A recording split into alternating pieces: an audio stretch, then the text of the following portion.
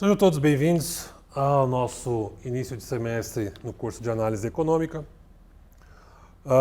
Bom, como a gente já apresentou em algum nos nossos slides, qual que é o objetivo principal desse curso? Tá? Nessa primeira parte que nós vamos ver, que vai inclusive contemplar o conteúdo da nossa N1, a gente vai tratar basicamente de problemas que envolvam estrutura matricial. Muitos de vocês já viram no colégio, na escola, mas a estrutura matricial é uma ferramenta, um instrumental matemático poderoso para a gente poder solucionar problemas na economia, por exemplo. Quase que 99% dos problemas em economia a gente resolve utilizando a prática de álgebra matricial. Tá? Até porque o que acontece na prática, no nosso dia a dia? Naturalmente isso daqui tudo vai estar dentro de softwares que vocês vão aprendendo a usar ao longo aí do curso, em pós-graduação, enfim, até hoje em dia tem bastante coisa grátis na internet, mas é importante que a gente entenda o que está por trás do software.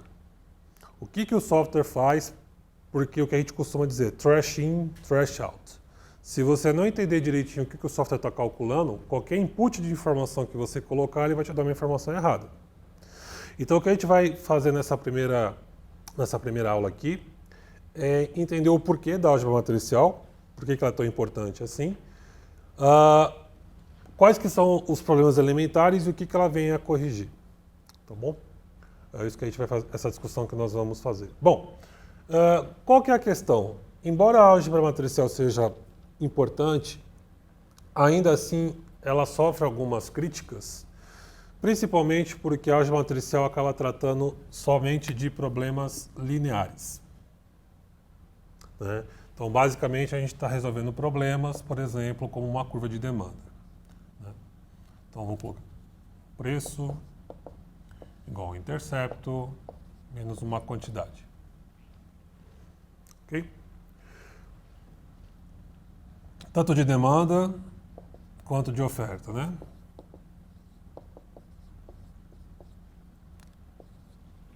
A questão é que a gente pode continuar a resolver esses problemas, mas o que vocês aprenderam lá no curso de microeconomia?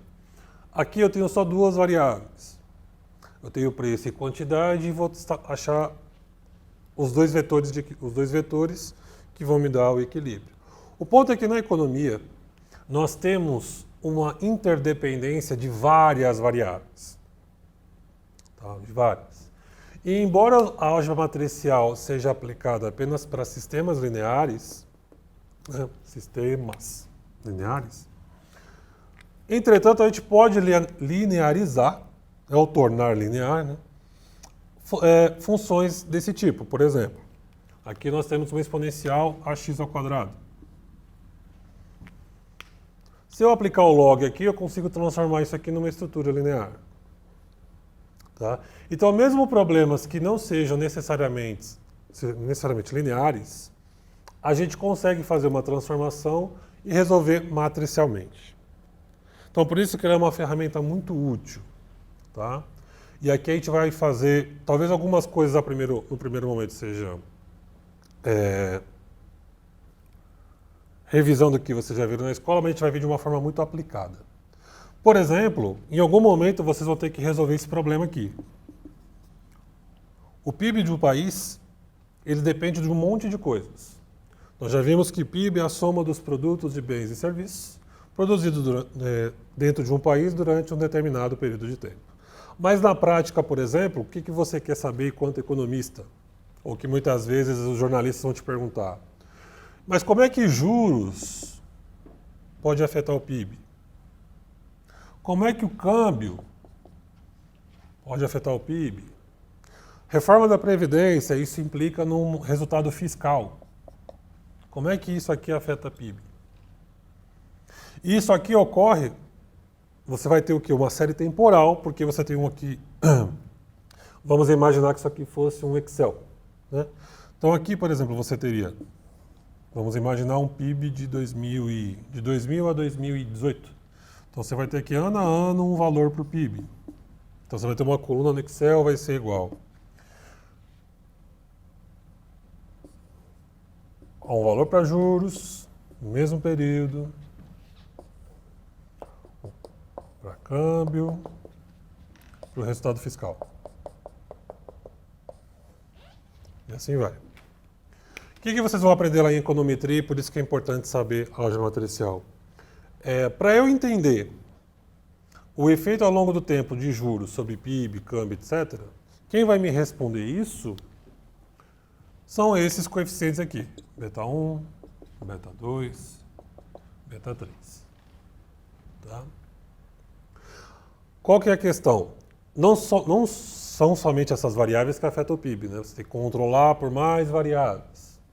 Então chega uma hora que o seu problema fica com, muitas vezes, uma equação e várias variáveis, ou poucas equações e poucas variáveis. Se você for expandir, por exemplo, o PIB, se você pegar de 1970 até hoje, então você vai ter uma série muito longa. A álgebra matricial vai fazer o que para nós?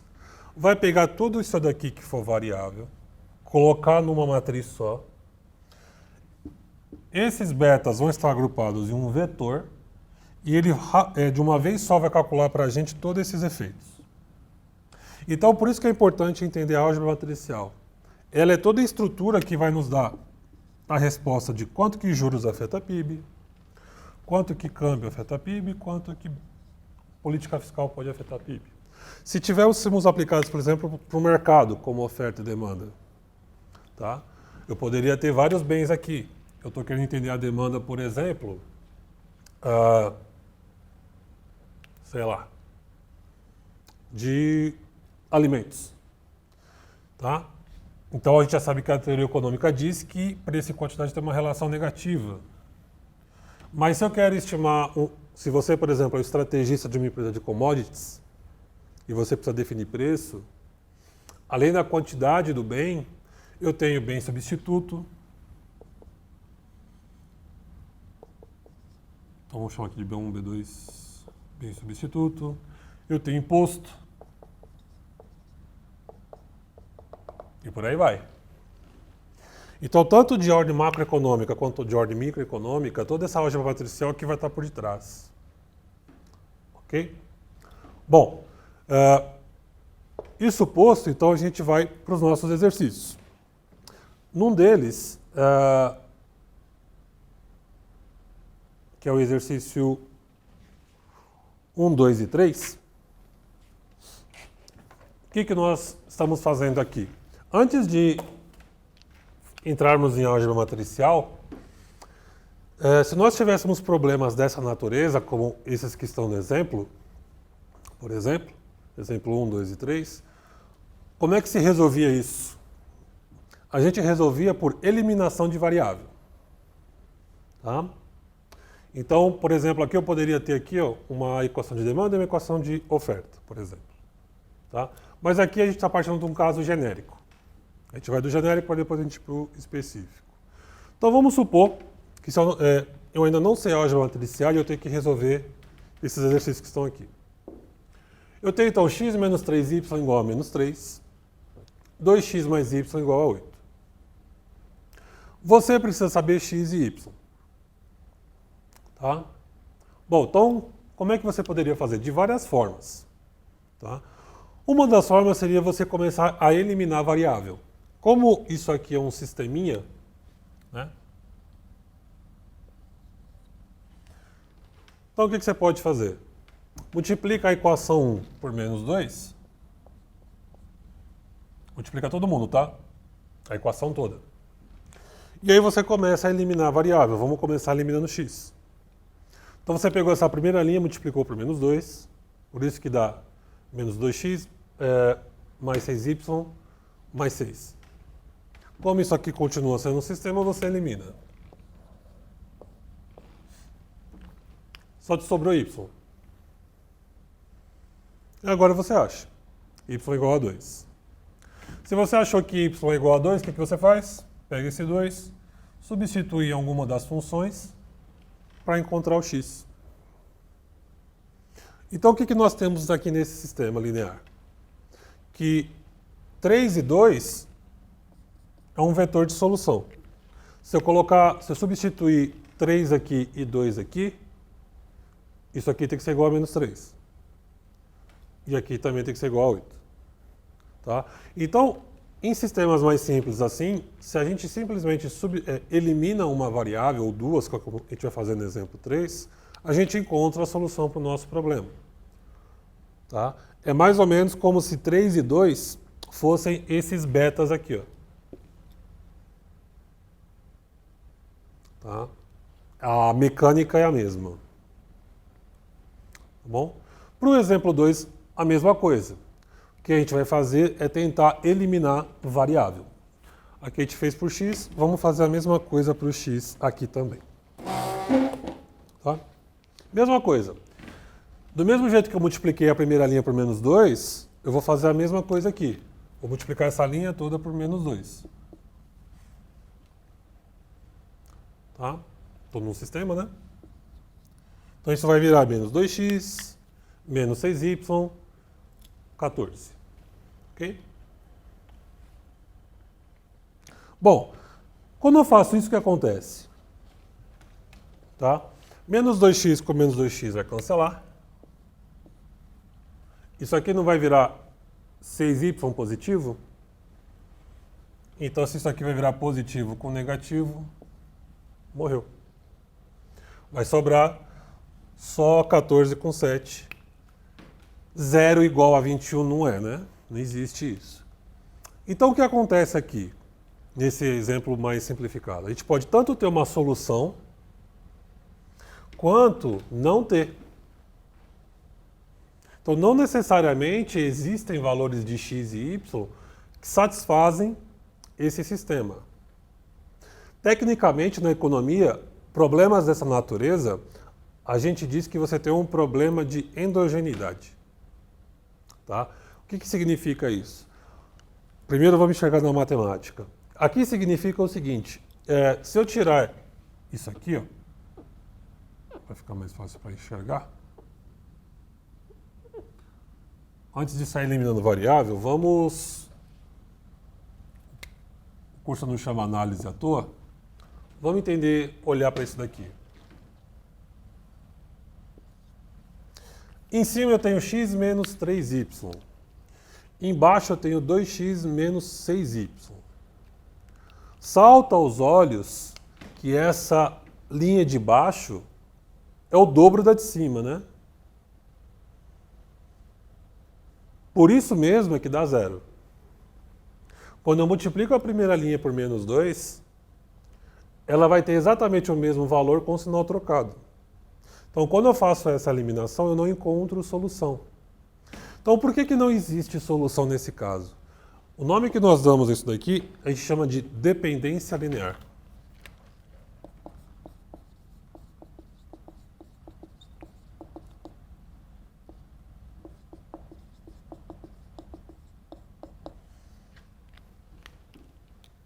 Ou seja, uma função foi construída com base na outra.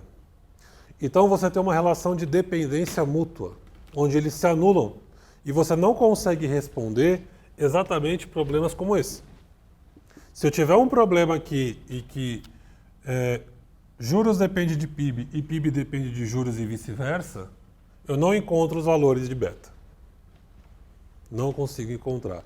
Porque nós incorremos num problema de dependência linear. Ok?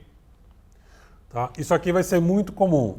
Na prática, quando vocês estiverem trabalhando com isso, principalmente em econometria, o software vai cuspir para você assim que ele não consegue estimar os betas. Porque você tem uma dependência ali de variáveis que eu não consigo resolver isso.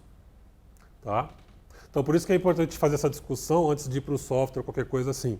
Porque a gente precisa entender o que está por trás da álgebra matricial que não nos reporta a solução. Tá? E por último, nós temos o exemplo 3 também. Tá? Nesse exemplo 3, a gente vai fazer exatamente a mesma coisa, só que agora o problema ficou mais complexo. Então agora eu tenho 3 equações e 3 variáveis. Tá? Eu posso também fazer por eliminação de variável. E é isso que nós estamos fazendo aqui. Ok? Bom, o que eu fiz? Como eu quero resolver isso aqui da forma mais rápida possível, então o que eu fiz? Na primeira linha, eu vou multiplicar a primeira por menos 2. Tá? Então, essa equação toda aqui, eu vou multiplicar por menos 2.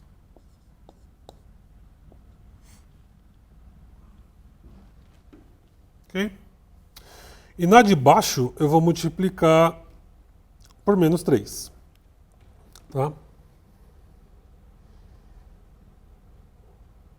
Deixa eu só ver. Ah, não, desculpa. Aqui é a segunda, eu vou multiplicar por menos 3. A ordem vocês podem fazer do jeito que vocês julgarem conveniente, tá? Não tem nenhuma regra para isso. Tá bom? Depois que eu multipliquei aqui por menos 2 e aqui por menos 3, eu faço exatamente a mesma coisa que eu fiz aqui e que eu fiz aqui. Eu multiplico, depois eu vou eliminando. Tá? Qual que vai ser o meu objetivo aqui, à primeira vista? Eliminar o vetor x. Multipliquei por menos 2 por menos 3, depois que eu multipliquei eu faço a conta. Tá bom? Quando eu fizer isso, eu consigo trabalhar sem esse vetor x. Depois das multiplicações das adições, eu vou incorrer nesse resultado. Vou deixar a cargo de vocês aqui explorarem melhor essas contas, tá? Mas também não tem nenhuma regra, vocês podem fazer ao contrário. Ah, professor, quero fazer por z ou por y, não tem problema nenhum. Qual que é o objetivo? Você eliminar uma variável. Eu escolhi eliminar x primeiro. Feito isso, quando você faz isso, o seu problema que tinha 3 equações se torna um problema de 2 equações. Tá? Independente de qual variável você comece a trabalhar. E aí a mesma coisa. Se eu multipliquei por menos 2 por menos 3, manipulei, caí nisso. Qual que é o próximo passo? Continuar eliminando variável, tá? Depois que eu fiz isso, então o que eu posso fazer aqui? Posso fazer por z, posso fazer por y, não tem problema, tá? Aqui o que eu vou fazer aqui agora? Eu vou aqui, por exemplo, multiplicar aqui por menos 1/5. Tá? Então primeiro eu multiplico aqui por só essa linha por menos 1/5.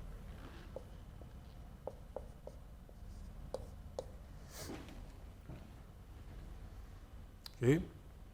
Ou seja, todo mundo acabou sendo dividido por menos por 5, né? Então menos com menos mais, isso aqui virou y só, esse vira 2 e esse vira 4. Fica menos 20 sobre menos 5, 4 positivo. Então aqui o que eu fiz? Eu deixei todo mundo positivo e agora eu vou eliminar y. Ok? Como é que eu faço? Mesma coisa que eu fiz nos demais, tá? Vou multiplicar por 7 aqui. Então multiplico todo mundo por 7. E faço a conta. Vai ficar 7 com menos 7 vai morrer. Aqui vai ficar 14z com menos 14z com menos 4z, 10z. 4 vezes 7, 28. Com 2, 30. Achei z.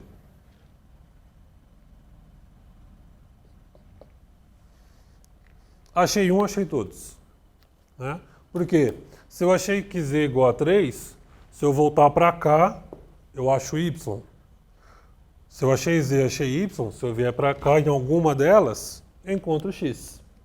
Então o meu vetor de solução vai ser 1, menos 2 e 3. Meu par ordenado de resolução. E se eu tivesse 4 equações, 4 variáveis, 5 equações, 5 variáveis, aí você está perdido, né? Aí você tem que ir fazendo eliminação por eliminação, haja papel, haja lápis, haja conta. A álgebra matricial já vai ser uma estrutura justamente que nos permite resolver isso de uma vez só. Ok? Bom, adicionalmente, a gente vai entender uma das formas de encontrar a solução para o nosso problema. Tá? Que a gente vai ver que, dentre todas as formas existentes, uma delas a gente vai precisar encontrar primeiro o posto de uma matriz. Tá? Bom, A gente vai chegar na definição propriamente do que é o oposto de uma matriz, mas antes a gente já vai aprender como resolver, tá? E o que se quer com isso. Bom, o que é calcular o oposto de uma matriz? A gente precisa deixar a nossa matriz, seja ela qual for, no formato escada. Ou escada ou escalonada, a mesma coisa. Quando a gente faz isso daqui, a gente encontra seu posto. Tá bom? Então, antes de a gente definir bonitinho o que é um posto de uma matriz, vamos aprender a construir esse escalonamento. Vamos deixar a matriz no formato de escada. Bom, quais que são as regras que a gente tem que seguir para fazer isso? Tá? Primeira delas, a gente pode fazer uma troca entre quaisquer duas linhas da matriz. Tá? 2. A gente pode multiplicar ou dividir, fazer a multiplicação e divisão de uma linha, ou seja, uma linha de um sistema, tá? Por qualquer escalar diferente de zero. Isso é importante. Ok? E por fim, a gente pode fazer a adição de K vezes qualquer linha a uma outra linha. Falando assim, isso aqui fica tudo complicado, né? Então vamos fazer o seguinte. Vamos pegar uma matriz qualquer, vamos encontrar seu oposto e a gente vai entender melhor essas regras aqui, tá bom? Bom, vamos lá. Vamos supor essa matriz aqui. 0, menos 11, menos 4, 2, 6, 2, 4, 1 e 0. Ok? Bom, primeiro ponto. Isso aqui que eu vou passar para vocês é uma dica para que vocês não se percam. A forma de calcular o posto de uma matriz, vocês fiquem à vontade para calcular como vocês quiserem. A forma que eu vou recomendar aqui é uma fórmula que ela pode ser um pouquinho mais trabalhosa, só que ela faz com que você não erre. Ela é uma forma muito organizada de encontrar, porque, por exemplo, quem for prestar concurso público ou coisas assim, ou até pós-graduação, muitas vezes retoma esse tema. O cálculo de posto de uma matriz, por exemplo, se fosse uma matriz 6x6, 7x7, a forma de encontrar pode ser muito custosa. Então, isso aqui não é uma regra, não é uma convenção matemática, mas são passos que, se você seguir dessa lógica, fica muito mais fácil de encontrar. Tá bom? Então, por isso mesmo, isso aqui não é nenhuma regra, nenhuma lei, nenhum teorema, não. Isso aqui é simplesmente uma forma que você pode, se você jogar aqui o formato que você observa melhor, não tem problema, pode fazer. Bom, então o que é isso que eu estou dizendo? Primeira coisa, verificar elemento nulo na primeira coluna. Caso sim, deve ir para a linha de baixo da matriz. Ou seja, o que diz aqui? Que eu posso fazer uma troca entre qualquer duas linhas da matriz, né? Nessa matriz aqui, o que eu observo? Que o meu primeiro elemento aqui, ele é nulo, ele é zero.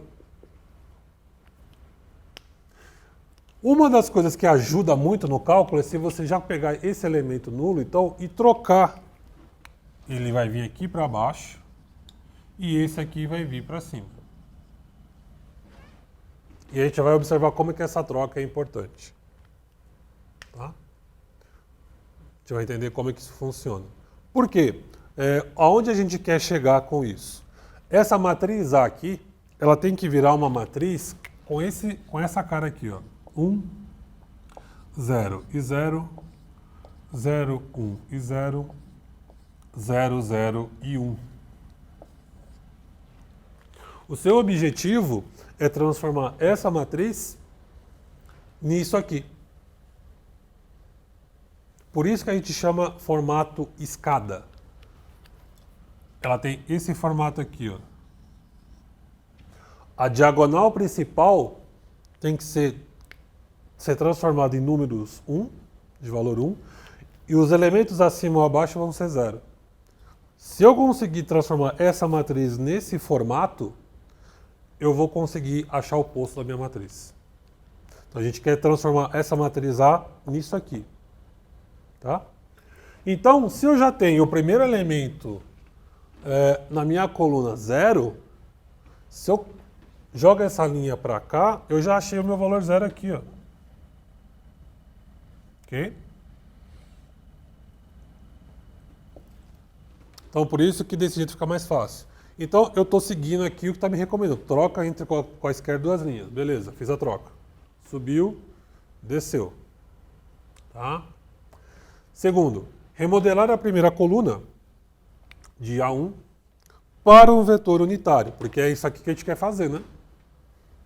Bom, então se o 0 já está aqui, isso aqui tem que ser 1, isso aqui tem que ser 0. Aqui, de novo, vocês podem fazer da melhor forma que vocês quiserem, tá? Qual que vai ser a forma que eu vou utilizar aqui? Tá? Uma vez que eu identifiquei já tem esse elemento nulo, eu vou começar então primeiro deixando esse valor aqui igual a 1, esse igual a 0, para ter já um vetor unitário 1, 0 e 0.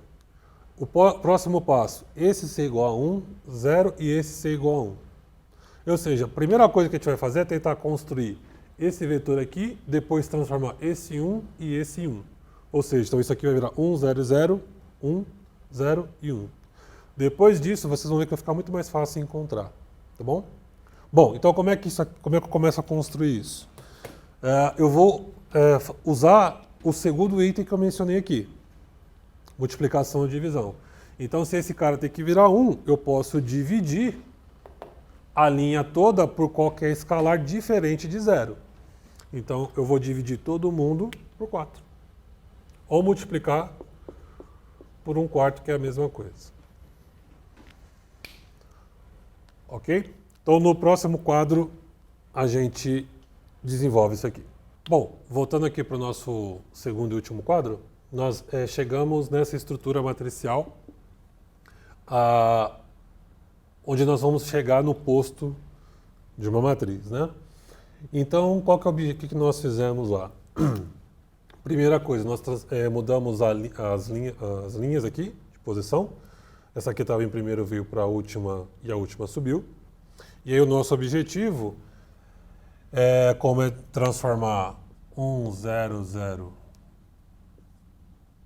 0, 1, 0, 0, 0 e 1. Então a gente continua a desenvolver isso daqui. Ok, então se eu já joguei esse 0 para cá, vamos agora fazer com que esse número aqui vire 1. Então eu multiplico por 1/4, eu divido por 4, a mesma coisa. Tá? Quando eu faço isso, lembrando, eu sempre tenho que dividir ou multiplicar a linha inteira. São as três propriedades os três regrinhas que nós temos que seguir para calcular o posto. Então eu pego todos esses elementos e vou multiplicar por 1/4. Certo? Então da 1 eu venho para A2. Então 4 vezes 1/4, 1. 1 vezes 1/4, 1/4. E 0 sobre qualquer coisa é 0. Ok. O que aconteceu daqui para cá? Está começando a tomar esse formato. Aqui. Então, esse aqui virou 1, esse aqui é 0. O próximo passo, então, transformar o elemento 2 em 0. Ok? Bom, então como é que a gente transforma esse elemento 2 em 0? Como é que a gente faz as manipulações seguindo aqueles 3 passos? Bom, se esse aqui tem que sumir. Então, se a única forma desse 2 virar 0 é se eu somar ele ou subtrair 2 dele, obviamente. Como é que eu faço isso seguindo os passos, então? Eu vou multiplicar aqui por menos 2 e fazer a subtração aqui. Então, aqui é um passo importante, que é muito comum, principalmente em prova, aluno errar aqui. Bom, eu estou multiplicando essa linha por menos 2. O resultado dessa multiplicação, o produto, eu vou subtrair da linha de baixo. Porque a gente vai transformar 2 em 0. Só que o que acontece quando eu faço isso? Tá? Do A2 nós vamos para o A3. Depois que eu faço isso, depois que eu peguei essa linha, multipliquei por menos 2 e vou fazer a soma aqui de baixo, a linha que eu fiz a multiplicação permanece a mesma. Tá? Essa linha aqui, ela é exatamente igual à linha A2 aqui. A mesma. Eu multiplico ela por menos 2, só que o resultado dessa multiplicação que vai alterar a linha de baixo. Perceba que de A2 essa linha não mudou. Certo? Então eu vou fazer 1 vezes menos 2 com 2, 0. Tá? 1 quarto vezes menos 2 mais 6 vai dar 5 sobre 5. Pode aqui ficar muito a cargo de vocês. Se você faz conta melhor com vírgula, você pode transformar em vírgula, em decimal. Se você prefere em fração, você que escolhe. Tá? Porque o que vai acontecer aqui? 1 quarto vezes menos 2 dá menos meio. Tá? Se alguém tiver dificuldade nisso. 1 quarto vezes menos 2. Isso é igual a menos 2 sobre 4, que é igual a menos meio. Menos meio, que soma 6. 6 tira meio, 5,5. Tá? Ou a gente pode deixar também, fazer a fração disso daqui, fica ao seu cargo da forma como você fizer melhor a conta. Tá? Até porque, presencialmente, vocês não usam calculadora na minha disciplina. Então, 6 menos meio, 5,5, por isso que dá esse 5,5 aqui. Ok? E aí, 0 vezes menos 2 vai dar 0. 0 mais 2, 2. Tudo bem? Então, cuidado. A primeira linha ela permanece. Aqui, o produto que você fez vai alterar a linha de baixo. Tá bom? Então, a gente chega aqui na A3. Bom, então o que aconteceu aqui, quando a gente fez essa manipulação? Já conseguimos chegar em 1, 0 e 0. Bom, qual que é o próximo passo? E aqui que eu falo para vocês. Fiz esse primeiro vetor, agora o próximo passo. Professor, eu poderia então transformar isso aqui em 1 e depois transformar. Você pode fazer. Só que se você faz esse passo que eu estou recomendando, você faz uma vez só e faz certo. Tá? Porque se você pegar isso aqui, por exemplo, e já transformar isso aqui em 1, você vai alterar isso aqui tudo, depois vai ter que realterar. Então, às vezes fica uma conta demais para um problema simples. Tá? Então, 1, 0 e 0. Então, qual é o próximo passo agora? Transformar 5,5 em 1. Tá? Então, vamos fazer isso. Como é que 5,5 então vai virar 1? Da mesma coisa que a gente tem feito aí nos passos anteriores. Tudo bem? Então, da mesma forma que o 2 virou 0, como é que a gente transforma 5,5 em 1? A gente pode dividir a linha toda, ou multiplicar, por 1 sobre 5,5. Transformar 5,5 em 1. Então, eu divido todo mundo, multiplico todo mundo por 1 sobre 5,5. Então, vai ficar 0. 5,5 sobre 5,5 vira 1. 2 sobre 5,5 vai dar 4 sobre 11. Tudo bem? Eu poderia deixar 2 sobre 5,5? Poderia também. Não tem problema nenhum. Tá? Ok, nesse caso aqui que nós fizemos, percebam que a gente não fugiu das 3 regras. Tá? Nós trocamos linha. Aqui, quando nós transformamos 2 em 0, aqui é aquele item 2 que eu falei para vocês que é um pouco complicado.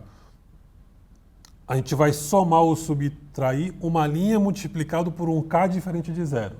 Nada mais é do que pegar essa linha, multiplicar por um número e fazer a operação. Tá? Então aqui nós seguimos aquele passo 2 e aqui é a mesma coisa. Tudo bem? Então estou seguindo aqui, multiplicando por 1 por 5,5. Perfeito. Virou 1.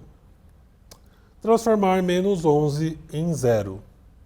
Da mesma forma como nós transformamos 2 em 0, vamos fazer a mesma coisa aqui, né? Então, para isso aqui virar 0, eu vou multiplicar por 11 e somar aqui embaixo. Mesma coisa, essa linha não vai mudar, ela vai lá para A5, nós estamos em A4, ela vai para A5 da mesma forma como ela está aqui, só que a multiplicação a gente soma com a linha de baixo. Tá? E aí a gente chega em A5. Então, 0 que multiplica 11 vai dar 0. 1 que multiplica 11 vai dar 11 com menos 11, 0. 4 sobre 11 que multiplica 11, 4 menos 4 vai dar 0. A gente vai para A5. Ok? O que aconteceu aqui então? Bom, chegamos agora numa situação em que a linha de baixo ficou toda nula.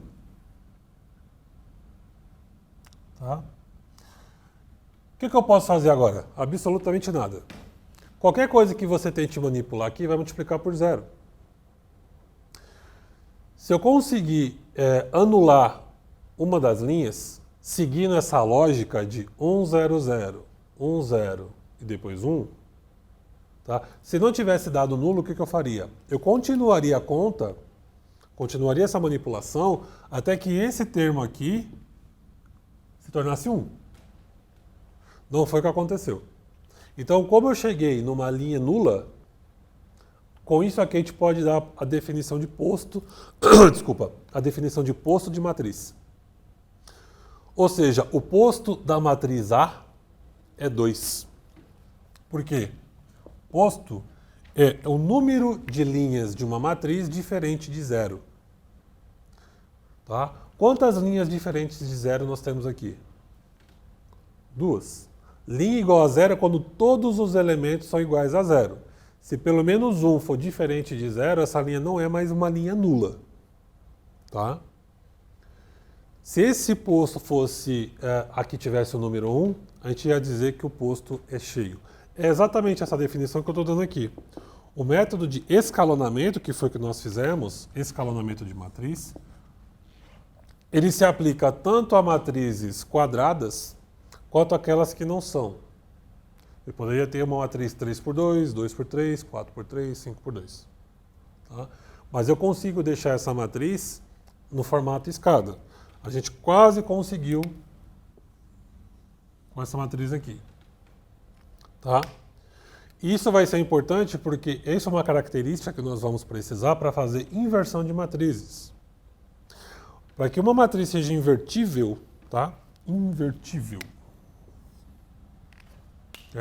Possa se tornar inversa, analisando o seu posto, que é isso que a gente acabou de aprender a calcular, é necessário que o mesmo seja igual ao número de linhas. Cuidado com isso. Como a gente está falando aqui, esse conceito pode ser aplicado a matrizes que não são quadradas, tá? Nesse caso aqui ela é uma matriz quadrada porque é uma matriz 3x3, né? 3 linhas, 3 colunas. A gente sempre vai seguir o número de linha. Tá? Para que uma matriz seja invertida no seu posto, é necessário que o mesmo seja igual ao número de linhas da matriz. O que chamamos de posto cheio. Então, se esse posto aqui fosse igual a 3, que é exatamente o número de linhas, a gente diria que essa matriz tem um posto cheio. Ou seja, se isso aqui é o mesmo número de linhas, então isso aqui é igual posto cheio. Tá? E a gente define posto como R de A, porque vem do inglês rank. Tá? Tudo bem? Então, ao número de linhas, o que chamamos de posto cheio. Ou seja, RA igual a N. Tá? Ou seja, não pode haver nenhuma linha nula na matriz escalonada. Tá? Se aqui fosse o número 1, teríamos o posto cheio, não foi o caso. Ok? Bom, isso então é o que a gente chama de posto da matriz. Nas nossas aulas a gente vai ver que, embora seja importante aprender como calcular posto, a gente vai ver que o determinante de uma matriz também vai ser uma outra ferramenta muito poderosa que já vai nos dizer se o posto de uma matriz é cheio ou não. Tá? Então, o determinante que vocês aprenderam na escola já vai nos dizer se uma matriz é cheia ou não. Quando nós chegarmos no determinante, nós vamos analisar. Mas é dessa forma que a gente calcula posto. tentando achar linhas de uma matriz que sejam não nulas, e a depender do que você encontrar, você tem a ordem da sua matriz, né, o posto. Nesse caso aqui, posto igual a 2. Se aqui tivesse um número 1, posto cheio. Tudo bem?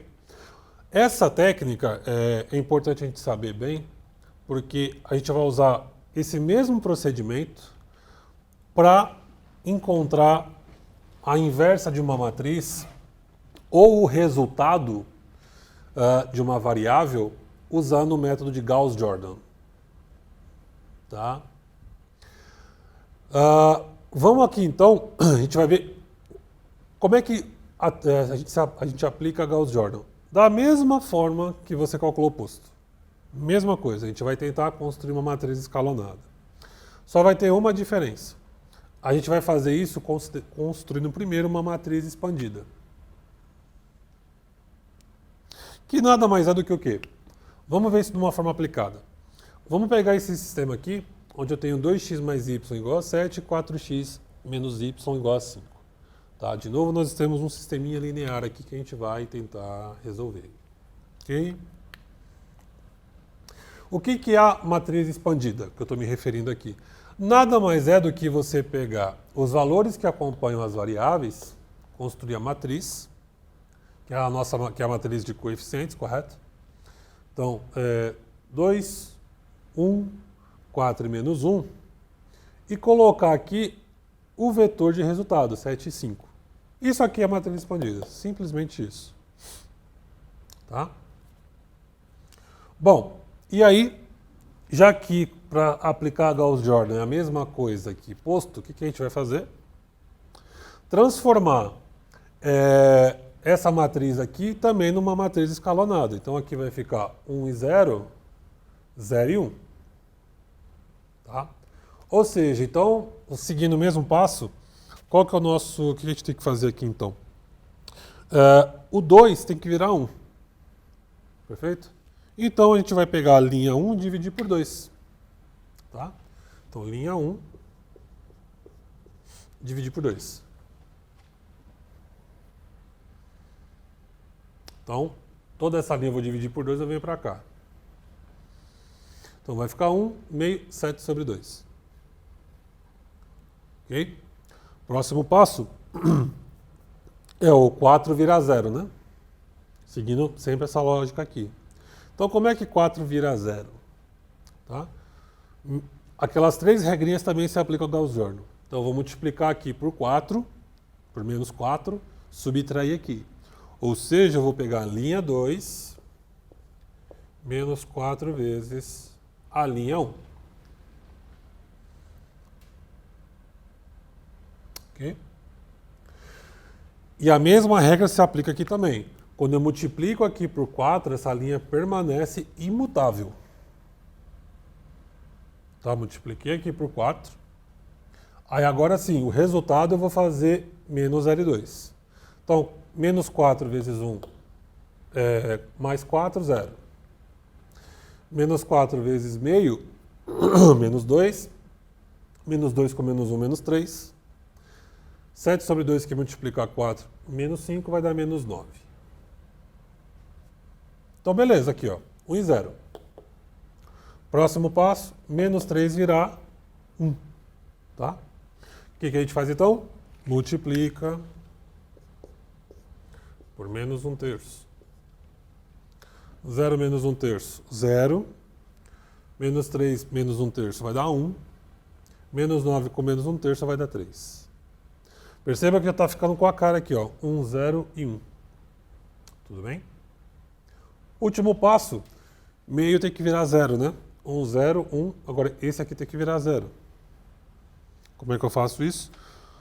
Seguindo a mesma coisa. Vou pegar essa linha, multiplicar por menos meio, somar em cima. Ou seja, eu vou pegar a linha 1, fazer aqui embaixo. Vou pegar a linha 1 menos meio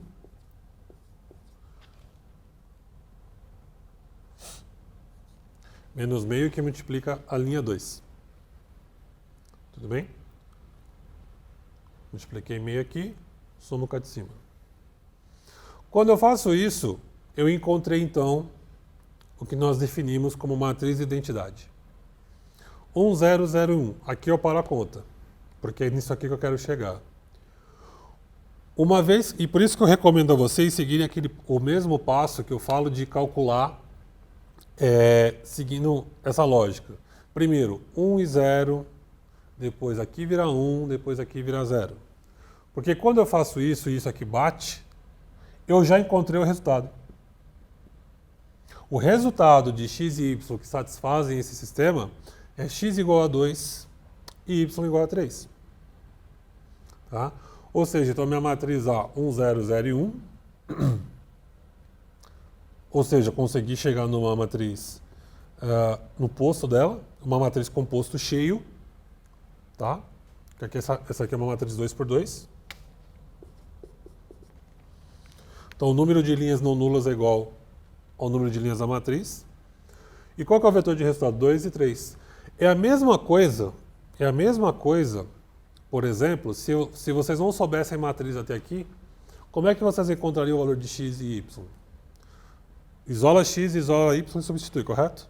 Então tem que bater. Quando eu venho para cá, eu faço justamente isso. Tá?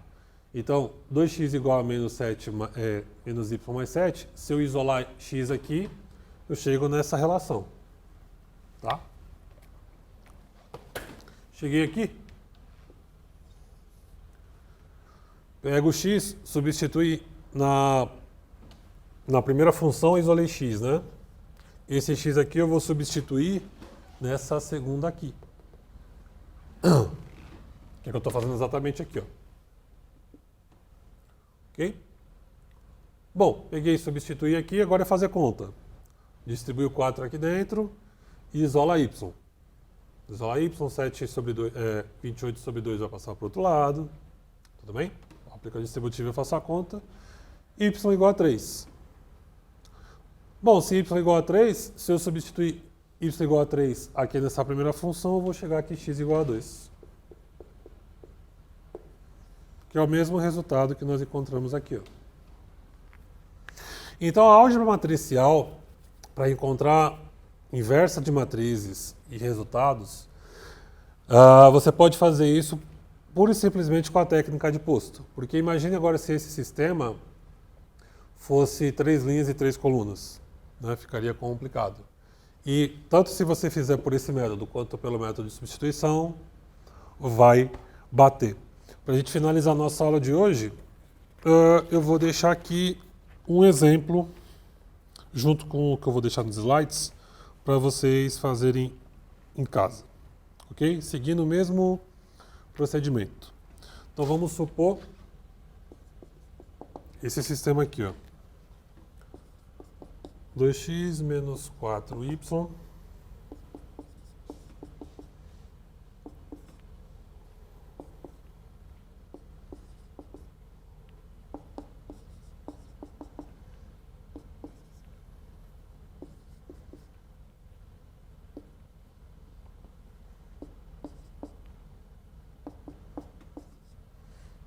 tá? 2x menos 4y mais 3z igual a menos 6. X menos 2y mais 5z igual a menos 3. E 2x não tem o y menos z igual a menos 2. Tá? Separe aqui qual que é a matriz de coeficientes. Construa a matriz expandida e achem o valor de x, y e z. Ok? Então é isso, gente. Até a próxima aula.